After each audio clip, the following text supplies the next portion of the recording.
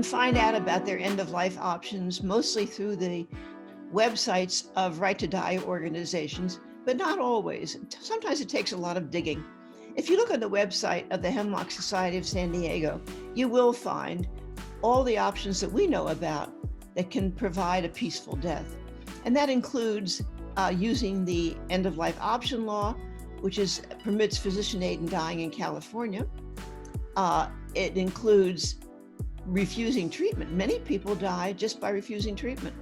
Barbara Bush died that way. It's very common, just refusing life-sustaining treatment and dying, whether that be dialysis or mechanical breathing or mechanical feeding, whatever, just stop it all. Also, if cardiopulmonary resuscitation is necessary, a lot of people refuse that and die, again, relatively peacefully.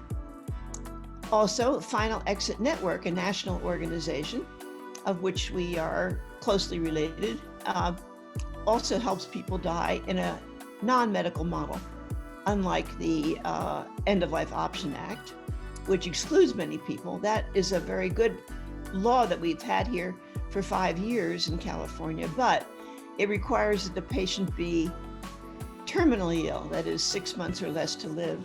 And for many people, that's not a criteria that they can meet.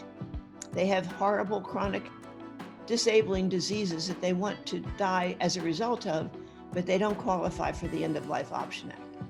But Final Exit Network does provide information and support to people who don't qualify or who don't have those laws in their states. The Oregon model, the Oregon law of which we are based, California is based, only applies in 9 states plus the District of Columbia. So there are people in 40 different states that can't avail themselves of legal physician aid in dying. So Final Exit Network is a very good solution. Stopping eating and drinking, we call it VSED, voluntary stopping eating and drinking, is another solution that people will accept. It's not easy, but sometimes hospices will help. There are videotapes about it. There's a lot of information on the internet. There's a book by Phyllis Schachter, for example. She helped her husband die using voluntary stopping eating and drinking, and she talks about what's needed. It's a TED Talk that you can get online.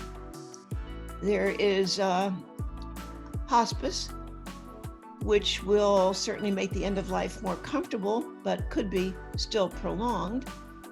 And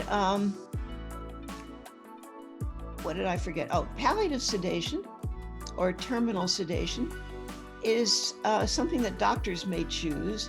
If they find that your symptoms are intractable to any kind of medication, you have intractable pain or suffering, which is different from pain, they may decide to sedate you so you don't wake up and you die either of dehydration or the medication or your underlying disease. And it may take a few days. And the worst part of it is, I mean, it's a good solution, but the worst part of it is it's not the patient's choice generally, it's the doctor's choice. And it's acceptable under the principle of double effect, which is a Catholic principle, which means if you're trying to do one thing that's a good thing, like relieve pain and suffering, but there's a double effect, and that is it causes death, then that's acceptable. So it's a little bit of double talk, but it does happen a lot. And if you find a doctor who is willing to administer palliative sedation, that's another possible solution. So there are many ways now. It's very important to have an advance directive so that the person who's speaking for you knows that you want to hasten your death or you don't want to hasten your death, and that there may be ways that your durable power of attorney or healthcare agent can help you with that choice.